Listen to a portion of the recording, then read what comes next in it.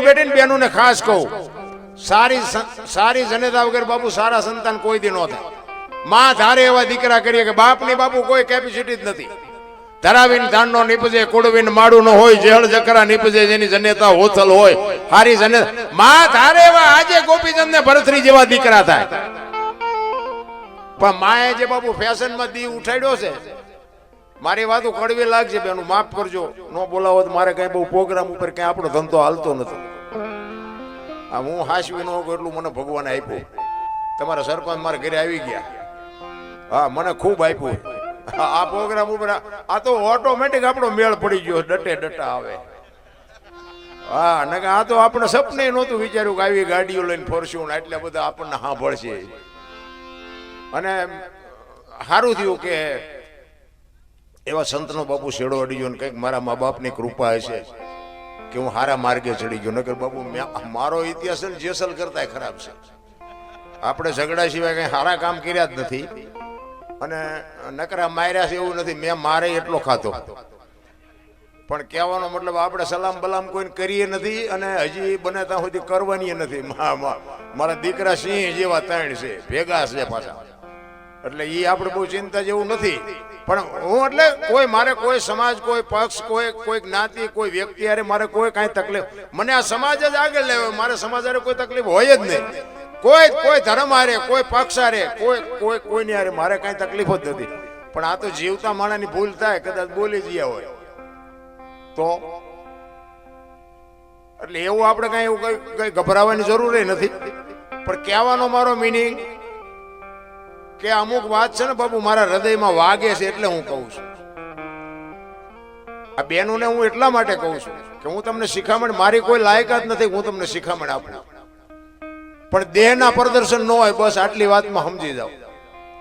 રામાયણ છે ને, રામાયણ બધાએ સાંભળી છે.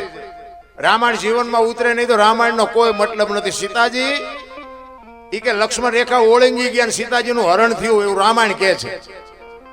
અને જો આ બધી સાંભળેલી વાતો છે, રામ વનમાં ગયા ત્યારે હું નહોતો, આખી દુનિયા કહે છે એટલે કહું છું. હા માનવું માનજો ને ડિલેટ મારી દેજો. અને આપણા વિડીયા તમે સાંભળતા હોય તો સાંભળજો અને જોજો. એમાં હું કોઈ દી બોલ્યો નથી કે આ લાઈક કરો ને કોમેન્ટ કરો ને ફલાણું કરો ને ઢોકળું કરો ને, મારે એવી કોઈ જરૂર નથી. હું તો ના પાડું છું, કોઈ ન કરતા કોમેન્ટ બોમેન્ટ કોઈ નહીં. એ તો ઓલો 1000 હાથ વાળો દે દીધી ભૂખ ભાંગે, તમે 2 હાથ વાળા શું મને દેવાના હતા? કોઈ જરૂર નથી રામ. એમાં મારી વાત સારી લાગે તો જીવનમાં ઉતારજો, ન લાગે તો ડિલેટ મારી દેવાનું. બાકી કોઈ ફોન બોન ન કરતા આપણને. હા તમારે સીતારામ કરવો હોય, આનંદ કરવો હોય, વાત કરવી હોય તો ફોન કરજો. બાકી આનું શું ને આનું શું ને, આપણે રામ વનમાં ગયા ત્યારે હું નહોતો, બધા કહે છે એટલે કહું છું. માનો તો ભલે, ન માનો તો આપણે કઈ કોઈને યાર દસ્તાવેજ કર્યો નથી. પણ સીતાજી કે લક્ષ્મણ રેખા ઓળંગી ગયા અને એનું હરણ થયું. તમે એમ માનો છો સીતાજીમાં શક્તિ નહોતી? મિથિલા નરેશની દીકરી બાપુ 10-12 વર્ષની દીકરી હોય અને શિવ ધનુષ બાપુ કોઈ તલ જેટલું ન હલાવી કે 10 વર્ષની દીકરી ઘોડો ઘોડો કરીને ફરતી હતી. એ દીકરીમાં શક્તિ કેટલી હોઈ શકે? આ સંતો બેઠા એમને પૂછો. શિવ ધનુષ એટલે કઈ શક્તિ હોય? 10 વર્ષની દીકરી એને ઘોડો કરીને ફરતી હોય. હવે એ તાકાત છે રાવણ બાપુ એને ઉપાડી જઈ શકે? અગ્નિનો ગોળો હતો, અગ્નિનો ગોળો બાપુ રાવણ માથે દ્રષ્ટિ પડે ને, રાવણની રાખ આ દુનિયામાં ન પડે. ઈ માં ભગવતી હતી. પણ આજની દીકરી માટે બાપુ કેડો પાડ્યો છે કે જે લક્ષ્મણ રેખા ટપી જાય ને એનું આ દુનિયામાં હરણ જ થાય. રાવણ મરી ગયા વેમમાં ન રહેતા ગામો ગામ છે.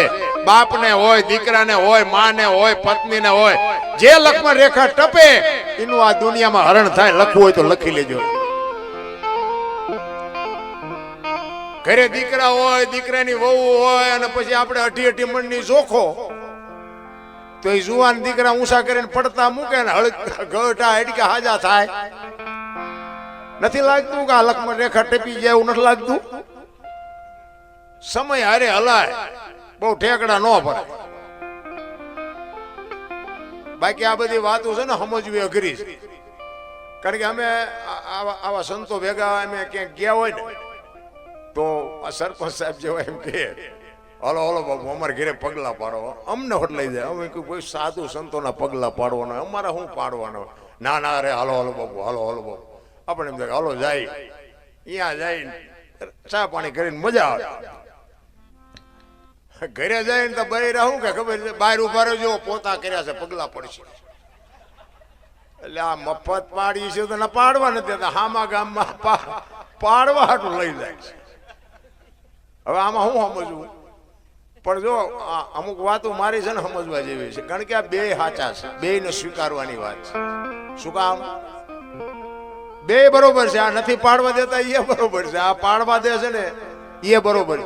કારણ કે તમારે તમે એક જ દી પાડવાનો, અહીં રોજ આવી તમે પડાવો પગલા, ઓલા રોજ રોટલા કરી દે છે, એટલે એમનું માનવું પડે.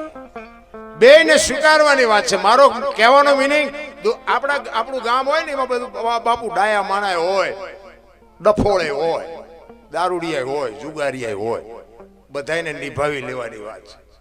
કારણ કે કોઈને બાપુ દારૂ પીતો હોય ને એનું શરીર બગડતું હોય ને તો એને અંદર ખાને તો ખબર પડતી હોય, પણ બાપુ લત પેલા કે ને આદત છે મજબૂત, એને આ શોખ ન થતું હોય, પણ એને એક છૂટતું ન હોય. આપણે એને સમજાવાય, મહેનત કરાય, જો મેળ પડે ઠીક છે, બાકી નગર એ ખોટો નથી. એને કોઈ બાપુ કોઈને મરવું ન ગમે, કોઈ કપાણે મરવા રાજી નથી, પણ આ બધા રવાડા સડી ગયા હોય. એટલે સમજવું બાપુ અઘરી બાબત છે. તમને અને મને બાપુ માણસનો અવતાર મળ્યો છે ને, હું તો એમ કહું મોજ કરો, કાંઈ કરવાની જરૂર નથી. આ વાહન મકાન રૂપિયા લોટા હવામાં ઉડે, વગર દોડે વાતો થાય, હિલોળા કરે એવું નથી. આવા જીવતા નો આવડે તો આંટો થયો નથી લાગતું. છોકરા કાજુ બદામ ની વાગઠ કરે, બોલો આપણને પારલે નથી ચડ્યું તો જીવે એવું નથી.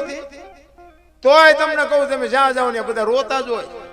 એક પાસે જાય કે છૂટા ખૂટી રહ્યા, ધાબુ ભરવું, બીજા પાસે જાવ કે ડોબું વિયાણું દોવા નથી દેતું, બીજા પાસે જાવ કે છોકરાને વહુ વેવાય તેડી ગયા મોકલતા નથી, બીજા પાસે જાવ કે છોકરાને કે પોલીસ વાળા લઈ ગયા જામીન ચડતા નથી. આપણે એમ થાય કે દુનિયા હારી રોવે જ છે, આપણે ક્યાં રોવું?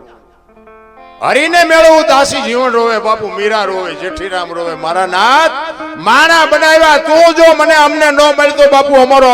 અને એક જ અવતારા એવો છે, 84 લાખ યોની છે ને, માણસ એક જ ભજન કરીએ કે બાપુ કોઈ ભજન ન કરીએ. કૂતરા કાગડા ભેંસું ભૂંડડા કોઈ ભજન નથી કરીએ.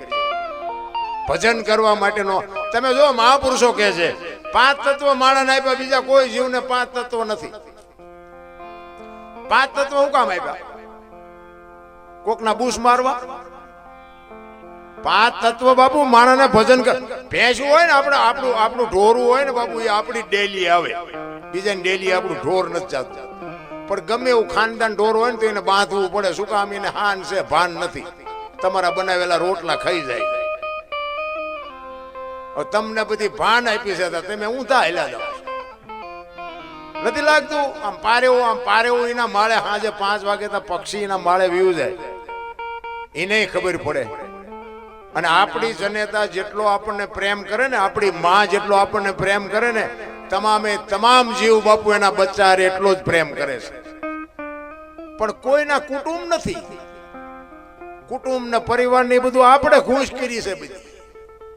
તમે જો એક ચકલી હોય કે પારેવું હોય, એનું ઈંડું મૂકે, ઈંડાનું લાલન પાલન કરે, પછી એનો ટાઈમ થાય ઈંડાને સીવે, પછી બચ્ચું થાય, એ બહારથી ચણ લાવીને આપણી માં જેમ આપણને મોઢામાં ખવડાવે ને એમ બાપુ ચણ લાવીને ખવડાવે, એને મોટું કરે, એને પાંખું આવે એટલે એને ઉડતા શીખડાવે ને, પછી કે તું તારા રસ્તે ને હું મારા રસ્તે. આ કાગડા ને કૂતરા ને ભૂંડડા ને કોઈએ કીધું આ મારી હાળી છે ને, મારો હાડું છે ને, મારી હાવું છે ને, કોઈ કુટુંબ ના કોઈ લફરા છે, કોર્ટમાં જવું છે ને, વકીલ પાસે જવું છે ને, સન્માન ન કર્યું ને, પ્રોગ્રામમાં જવું છે ને, લગ્ન કરવા છે ને, છોકરો પરણાવો ને, ધાબુ ભરવું ને, વાડી લેવી, ટ્રેક્ટર લેવું, કાંઈ લોહી ઉકાળા છે. હા જે આમ તમે જુઓ તો કૂતરા આપણે વાળું કરીને નીકળતા બજારમાં ઘસઘસાટ હોતા, આપણે એમ જો આપણા જેવું જેવું આ બધું આમને જોવે, ખાવાનું પીવાનું ટાઈટ તડકો બધું, પણ હોતા ઘસઘસાટ. માણા હેઠો જ નથી બેસતો, બોલો રાત નથી. આપણે એમ થાય કૂતરા ને સારું છે, નથી લાગતું? આપણે શાંતિ નથી. શાંતિ જો મળી જાય તો આપણે બાપુ કાંઈ કોઈની માથે વજન તો છે જ નહીં, લઈને ફરે. ને કે આપણે માના ઉદરમાં હોય ને, માએ બધી તૈયારી કરી રાખી, ઘોડિયા ને ખોયા ને ગોદડા ને બધું માને ખબર જ હોય કે મને ભગવાન સંતાન આપશે, બધી તૈયારી કરેલી જ હોય. જવાનું હોય તે દી તૈયારી હોય.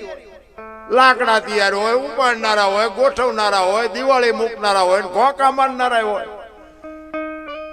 પહેલી છેલ્લી બે તૈયારી છે તો વટલી 21,600 શ્વાસા બોલે બીજો નહીં, પરમેશ્વર છે પોતે અકલ મઠા અવળા મથે હરિદ્વાર વાળા કે દ્વારિકા જાવ, સોમનાથ વાળા કે પાવાગઢ જાવ, તો સાચું ચા છે? અરે અમારે હમણાં 2-4 પ્રોગ્રામ દિવાળી પછી આવ્યા હતા એટલે 5મ સુધી તો બાપુ એટલો બધો ભક્તિનો રાફડો ફાટેલો. રાતે હું મારો દીકરો ગાડી આગળ મેં કહું હાસવજે હો, આ રાતના જો એકાદા હડબેઠે આવ્યા ને તો મેં કીધું આપણને 200-300 માં કોઈક ઉપાડી જાય. તમે જુઓ તો હે મારી અંબે, હે મારી અંબે, આમ જાય તો કે જય ગિરનારી, જય ગિરનારી. ઘરે મા બાપ રોટલા વગરના તરફડિયા મારે. અરે શું ભક્તિ, શું ભક્તિ, કાંઈ નક્કી નથી થતું. મને એમ થાય કે આટલી બધી ભક્તિ છે તો આ બધું કેમ અટકતું કેમ નથી, આ બગાડ કેમ નથી અટકતું? કોઈ બાપુ ખોટા આડંબર, ખોટા હાવ આંટા મારવાનો કોઈ મતલબ નથી. નારાયણ, મારો કહેવાનો અર્થ કે તમને મને સમય મળ્યો છે, મોકો મળ્યો છે. મને તો એમ થાય કે સ્વર્ગ કરતા સારી દુનિયા છે. બધા કે સ્વર્ગમાં ઇન્દ્ર ભગવાન સોનાના સિંહાસન ઉપર બેઠા છે, ઇન્દ્રની અપસરાયું છે, અહીંયા ફુવારા છે. હશે કદાચ કોઈક જીવ્યું હોય કહો તો મારા પગ ઝાલવા સીધા. આપણે ભાડ્યું નથી, બધા કહે છે એટલે બધું આમ જ હાલે છે. આ નથી લાગતું આપણે સ્વર્ગમાં બેઠા હોય એવું નથી લાગતું? હવે અમુક ઓલા વિજ્ઞાન વાળા ઉપર જાય કે ઉપર તો કે હવા જ નથી, તો પછી ઇન્દ્રની અપસરાયું એ બધી ચમ જીવતી છે? હવા નો હોય તો કેવી રીતે ઉડાઈ જીવે? અને આપણે અહીંયા શું સ્વર્ગમાં જઈને કામ છે? અહીંયા હવા જ નથી તો મરી ન જાય? તો અહીંયા કઈ ઘટે છે? અરે બાબુ આય કરતા આય સારું છે. મેં 20-22 વર્ષ ખટારો આંકો હિન્દુસ્તાન આખું રખડી આવ્યો, કાંઈ વાતમાં છે એની કાંઈ. એ આપણી જ એક ધરતી એવી છે. રામદેવજી બાપા ક્યાં જન્મ્યા ને ક્યાં વિયા આવ્યા, કૃષ્ણ પરમાત્મા ક્યાં જન્મ્યા ને ક્યાં વિયા આવ્યા, મીરાબાઈ ક્યાં જન્મ્યા ને ક્યાં વિયા આવ્યા. આથી દુનિયા બાપુ ક્યાંય આથી હારી છે નહીં. તમે આટો મારો, દુનિયા જોવા જેવી છે, ન જોવો એવું નથી. હું બધું જોઈ આવ્યો. અમે ગોકુળમાં ગયા ને, ગોકુળમાં એક બાપુ બેઠા હતા. અમે 4-5 ભાઈબંધ ફરવા ગયા હતા. તો અમને આમ રૂમમાં બેઠા હતા ને એટલે અમને એમ થયું કે આ મંદિર બંદિર મૂર્તિ છે, હાલો મેં આપણે દર્શન કરવા જઈએ. અમે ગયા અંદર, બાપુ બેઠા હતા. નાનો એવો હિંડોળો હતો, કૃષ્ણ ભગવાનની મૂર્તિ હતી. બાપુ કે બેહી જાવ બધા. અમે બેહી ગયા. એ કે 100 રૂપિયા લાવો. મેં શેના? એ કે કાનુડાને હિસકો નાખવાનો. એટલે મેં કીધું અમારા 100 રૂપિયા બગડે, કાનુડાની નીંદર બગડે, ભલે હું તો.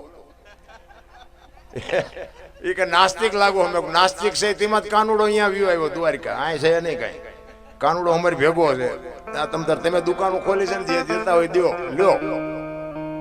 કાનુડો મેં કહું આ તમારા અહીંયા જો હારા વાઈટ હોય ત્યાં અમારા હારે આવે. કોઈને પૂછ્યું નથી, અહીંયા વ્યુ આવ્યો અમે વગર ઓલી. એટલે તમે આ જેટલા હારા માણસ છે અમને બધી ખબર છે. આ તો મેં કોઈ આંટો મારવા આવ્યા. આવીને આવી દુકાનો છે રામ, કાંઈ છે નહીં. બાકી હું તો એમ કહું છું કે મોજ કરો, હળવા ફૂલ થઈ જાવ, વાતમાં કાંઈ છે નહીં. એટલા માટે મહાપુરુષો એટલે કહે છે